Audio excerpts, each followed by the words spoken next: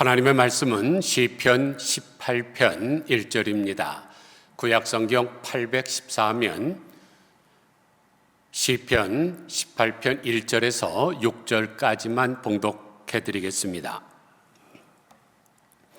나의 힘이신 여호와여, 내가 주를 사랑하나이다.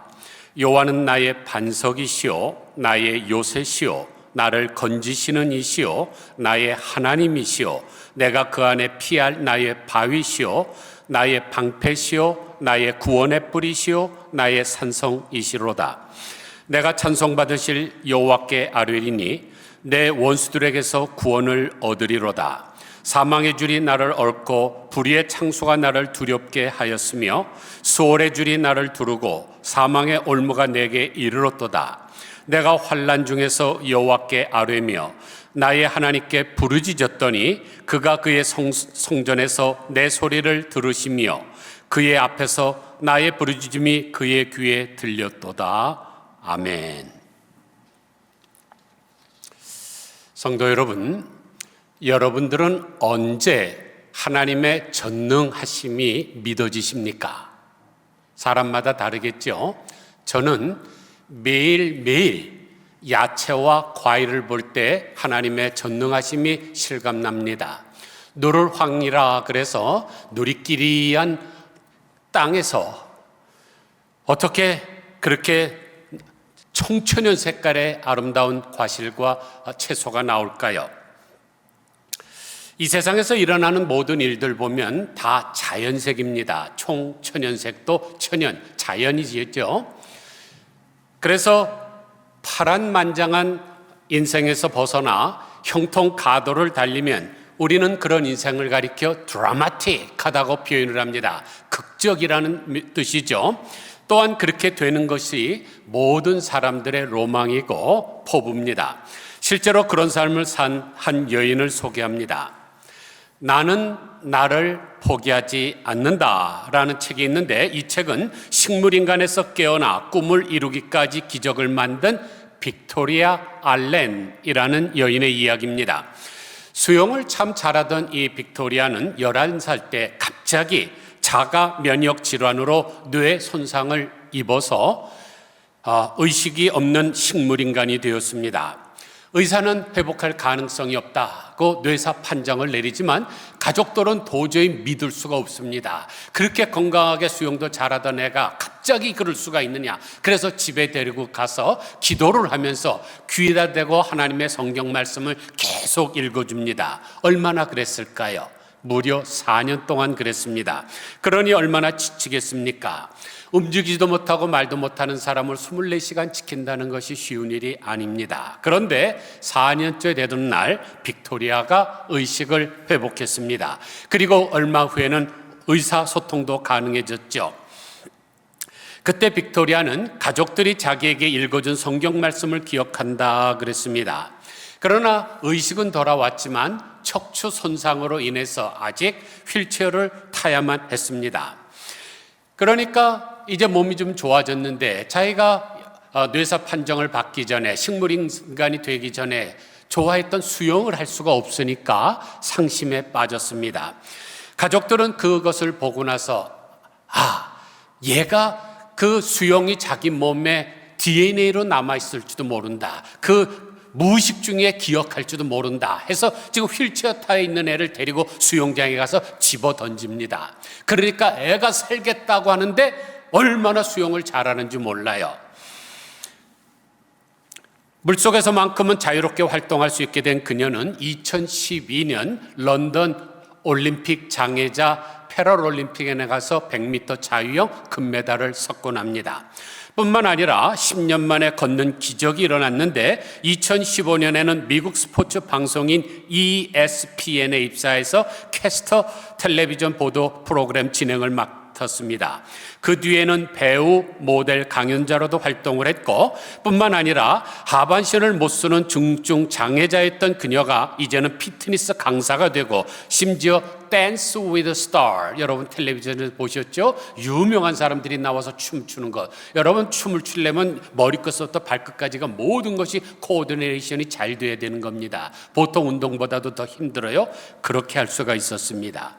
이게 바로 하나님께서 하시는 역사지요. 누가복음 7장 22절을 보면 소경이 보며 안진뱅이가 걸으며 문둥이가 깨끗함을 받으며 귀머거리가 들으며 죽은 자가 살아나며 가난한 자에게 복음이 전파된다고 하셨는데 이것은 예수님이 직접 말씀하신 실화입니다. 그러므로 우리가 하나님을 믿으려면 분명하게 확실하게 믿어야 합니다. 그 빅토리아 알렌은 전국을 돌아다니면서 하나님은 나의 힘이 되셨습니다 라고 간증을 합니다. 오늘 본문에 나오는 말씀이죠. 나의 힘이신 여호와여. 히브리어로 힘을 오즈라고 합니다. 기억하려면 오즈의 마법사라는 영화 생각하시면 돼요. 오즈. 이 오즈라는 단어는 능력, 구원, 견고함, 보호의 개념을 다 포함합니다. 그러므로 다윗이 여호와는 나의 힘이라는 말씀은 우리 하나님이 돌아가신 분이 아니라 살아계신다는 것을 강조하고 있는 것입니다. 사랑하는 성도 여러분, 혹시 지금 힘든 일에 빠져 계십니까? 낙심케 하는 일들이 있습니까? 사망의 음침한 골짜기가 나에게 다가오는 것 같습니까? 그렇다면 나의 힘이신 여호와여를 부르시기를 바랍니다. 그리하면 하늘로부터 구원의 손길이 임하고 전지전능하신 하나님의 능력이 여러분과 함께 하실 것입니다. 삼손도 일당 100이 아니라 일당 1000으로서 블레셋 사람들과 싸움을 하다가 자기가 죽게 되었을 때 부르짖었더니 구원의 손길이 임하고 승리하지 않았습니까? 오늘 본문인 시편 18편은 다윗이 자기의 생명을 위협하는 모든 원수와 사울왕의 손에서 구원을 받은 후에 하나님께 드린 감사와 찬양의 시입니다. 시편 18편 전체를 간단하게 요약하면 1절에서 3절은 하나님께 대한 찬양과 신뢰의 고백이고 4절부터 19절은 고난 중에 부르짖음과 하나님의 구원이고 20절로 29절의 말씀은 하나님께서 의로운 자를 보살피신다 하는 말씀이고 30절에서 45절은 하나님의 도우심으로 승리를 얻게 될 것이라는 말씀이고 46절로 50절은 감사와 열방을 향한 하나님의 찬양입니다. 절체절명의 순간이었죠. 다윗을 죽이려고 하는 사람이 몇 명입니까? 3,000명의 암살 때, 이들이 13년 동안 쫓아다니면서 죽이려고 할 때 얼마나 어려움이 많습니까? 그럴 때 다윗이 하나님을 나의 힘이신 하나님이여 라고 고백하면서 이렇게 설명합니다. 2절 보니까 여호와는 나의 반석이시오 나의 요새시오 나를 건지시는 이시오 나의 하나님이시오 내가 그 안에 피할 나의 바위시오 나의 방패시오 나의 구원의 뿌리시오 나의 산성이시로다. 다윗이 7가지로 하나님을 설명한 까닭은 하나님은 완전하다는 것을 나타내고 싶었기 때문이죠. 왜냐하면 성경에서 7이라는 숫자는 완전수기 때문입니다. 하나님께서 이 우주 만물을 다 창조하실 때도 7일 만에 완성을 하셨고 속죄의 피를 뿌릴 때도 몇 번 뿌려요? 7번 뿌립니다. 한 번 뿌려도 되는데 7번 뿌리는 것은 완성의 의미가 있죠. 그 다음에 하나님의 눈이 7이라고 성경은 기록하고 있습니다. 스가랴서 4장 10절을 보니까 이 7은 온 세상에 두루다니는 여호와의 눈이라. 아니 하나님이 병신입니까? 뮤테이션이에요? 왜 눈이 7이에요? 그러나 성경은 완전성을 나타내기 위해서 7이라고 표현하고 있습니다. 그러면 하나님은 완전한 나의 힘이라고 믿으면서 사는 사람은 어떻게 고백해야 할까요? 첫째로 주님은 나의 사랑입니다 라고 고백해야 됩니다. 1절 보세요. 나의 힘이 되신 여호와여 내가 어떻게 해요? 주를 사랑하나이다. 성경을 보면 사랑의 주체는 항상 하나님이십니다. 예를 들어서 이사야서 43장 4절을 보면 내가 내 눈에 보배롭고 존귀하며 내가 하나님이 너를 사랑하였은지요 내가 내 대신 사람들을 내어주며 백성들이 내 생명을 대신하리니 두려워하지 말라 내가 너와 함께 함이라. 항상 사랑의 주체는 하나님이신데 오늘 본문만 거꾸로 되어 있습니다. 사랑의 주체가 납니다. 내가 주를 사랑하나이다. 대경우 하나님은 우리를 사랑하시고 우리는 하나님의 사랑을 받는 것이 당연하다고 생각합니다. 그런데 다윗은 그 고정관념을 완전히 깨뜨렸습니다. 그런데 여기서 사랑한다라는 단어가 라캄인데 미완료형으로 되어 있습니다. 그게 무엇을 말해주는 걸까요? 끊임없이 계속적으로 내가 주를 사랑했다는 결심이죠. 그리고 다윗은 입으로만 고백한 것이 아니라 평생토록 그렇게 하나님을 사랑하면서 살았습니다. 성전이 없던 그때도 하나님 앞에 성전을 짓기 위해서 노력하지 않았습니까? 이게 중요한 것이죠. 우리가 잠시 사랑하는 거 할 수 있습니다. 하나님의 말씀을 들은 날, 내가 왼수를 사랑해야지. 그러나 지속적으로 계속해서 변함없이 사랑하는 것은 쉬운 일이 아닙니다. 여러분 이런 말이 있어요. 아첨도 죽을 때까지 하면 충성이다. 사람이 다른 사람 앞에 잘 보이기 위해서 잠깐 아첨할 수 있습니다. 그러나 계속하긴 힘든 거예요. 충성도 잠깐 할 수 있지만 계속하긴 힘든 거 마찬가지입니다. 그러므로 우리는 변함없이 하나님을 사랑하고 평생토록 하나님의 사랑을 고백해야 됩니다. LA에서 뉴욕까지 대륙 횡단하는데 거리가 얼마가 될 것 같습니까? 4,454km입니다. 서울에서 부산 가는 거 10배나 되는 거리죠. 그런데 그 머나먼 거리를 두 발로 걷거나 뛴 것이 아니라 두 다리가 없어서 이 팔로만 걸어간 사람이 있습니다. 밥 위렌트라는 사람인데 무려 3년 8개월 6일 만에 횡단을 했습니다. 그리고 LA에서 열렸던 마라톤 대회에서도 두 팔로 완주를 했죠. 이분은 고등학교 시절까지 잘 나가던 장래가 촉망되던 야구 선수였습니다. 그런데 베트남 전쟁이 발발하는데 당시는 지원제가 아니고 징병제니까 뽑혀서 가서 위생병이 됐습니다. 그런데 자기 동료가 부상당해 죽어가는 것을 보고 그것을 구하러 가다가 지뢰가 터지는 바람에 두 다리가 날아간 거죠. 자기의 젊음과 꿈이 다 산산이 박살이 났습니다. 얼마나 좌절됐겠습니까? 그러나 그는 그렇게 생각하지 않았습니다. 자신의 모습을 통해서 청소년들과 장애자들에게 희망을 심어주기를 원했습니다. 대륙 횡단을 마친 그에게 기자들이 얼마나 힘들고 어려웠느냐 하고 묻자 이렇게 대답했습니다. 내게는 권태로운 날이 하나도 없었습니다. 하나님이 나의 사랑이시기 때문입니다. 하나님이 나에게 힘을 주셨습니다. 감동되지 않습니까? 조금 나이 들어서 이제 마음이 잘 안 들면 낙심하고 절망하는 사람 많은데 이 사람은 두 다리가 다 날아가서 자기의 발로 걸을 수 없는 상황이지만은 이 밥 위렌트는 여기서 이제 LA에서 출발해서 애리조나 지나면 뉴멕시코 나오죠. 뉴멕시코는 그냥 사막입니다. 40도 보통 넘는 아주 뜨거운 것입니다. 거기에 팔로 걸어갈 때 얼마나 뜨겁겠습니까? 아스팔트가 펄펄 끓지요. 어떨 때는 막 아스팔트가 녹는다는 표현까지 있는데 그걸 손으로 짚고 걸어갑니다.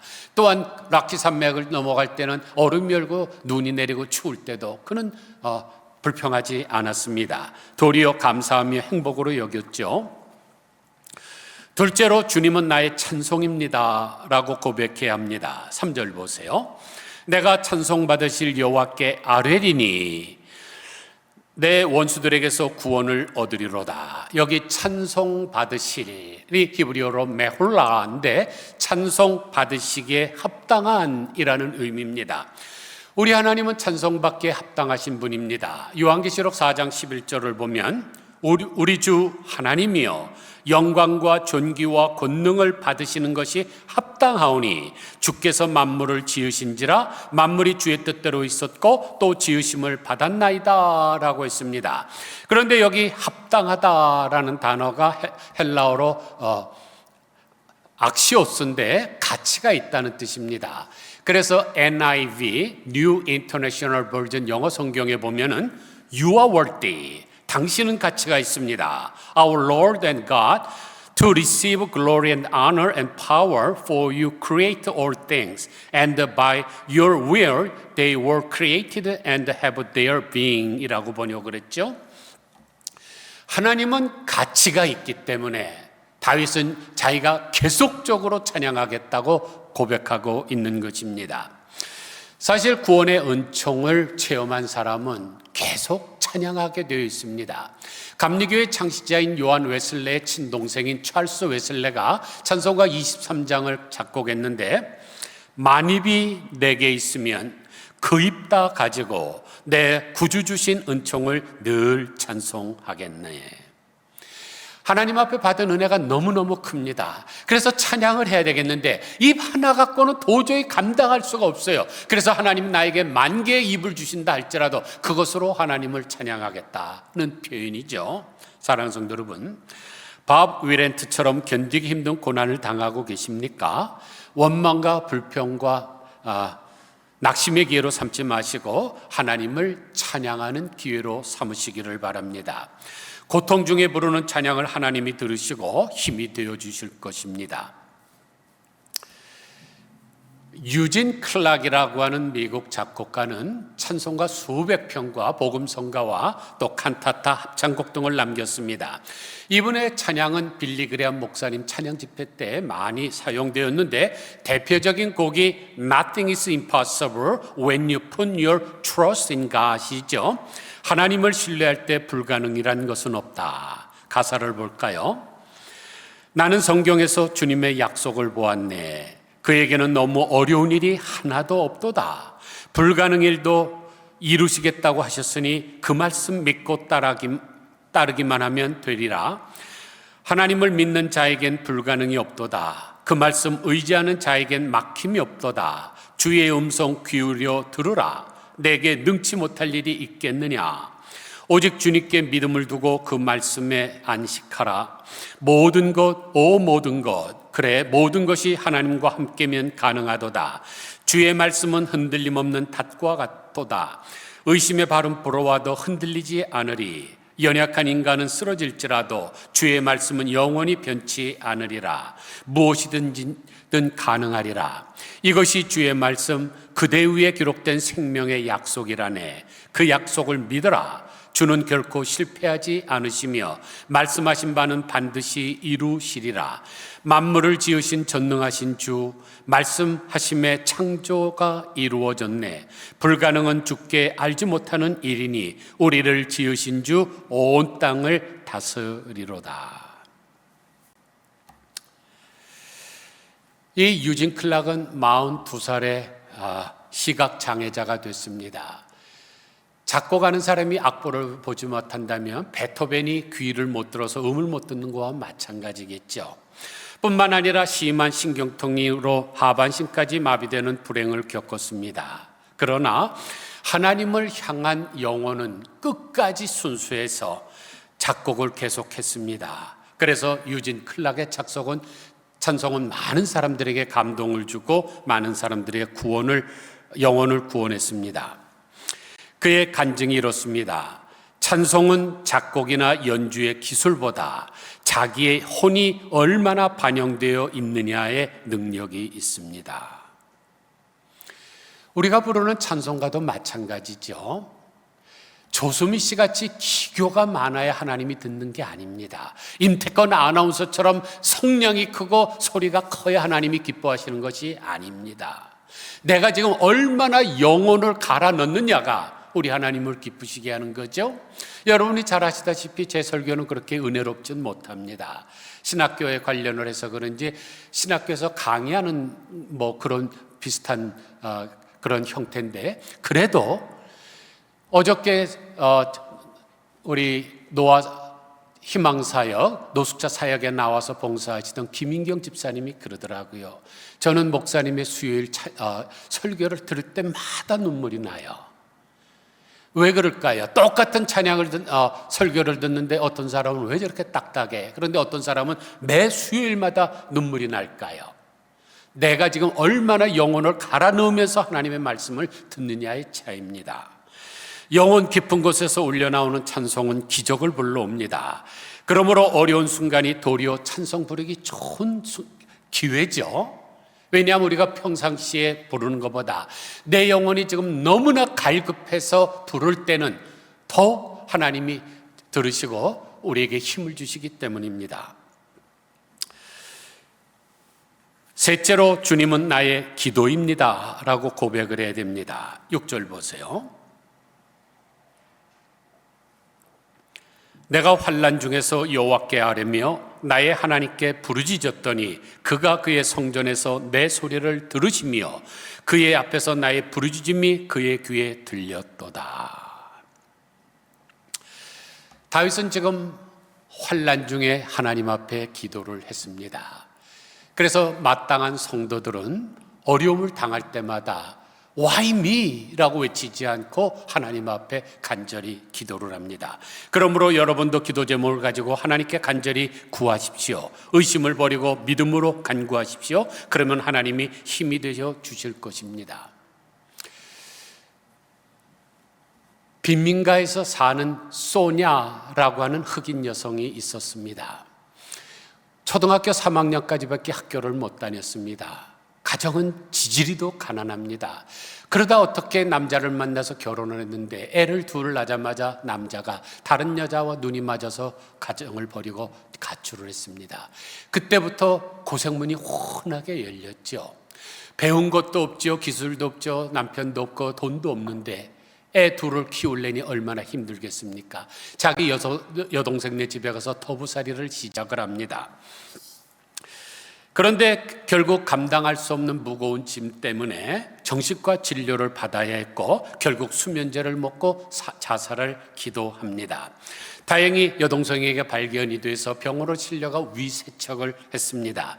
그리고 병원에 입원해 있는 동안에 메리라고 하는 여인이 찾아와서 자꾸만 성경을 가르치려고 합니다. 하나님은 당신을 사랑하십니다. 예수님은 당신을 위해 죽으셨어요. 그러나 소냐는 하나님에 관해 나에게 말하지 마세요. 다 거짓이에요. 나에겐 그 어떤 것도 필요 없어요 하고 거절을 했습니다. 그러나 메리는 계속 와서 기도해주고 성경 말씀을 들려주는 순간에 어느 순간 이 마음이 열리기를 시작했습니다. 그리고 이렇게 기도를 했죠. 하나님, 만일 아무것도 없는 데에서 세상을 만드셨다면 나의 상황을 돌아보시고 아이들을 위해 역사하여 주소서. 나는 내 자신도 잘 돌보지 못합니다. 그러나 내 아들들에게는 도움이 필요합니다. 그런데 아들 둘이 망난입니다. 특별히 둘째는 개망난이죠. 학습 지진하여서 학교에서 4년 연속으로 학교 전체에서 꼴등을 했습니다.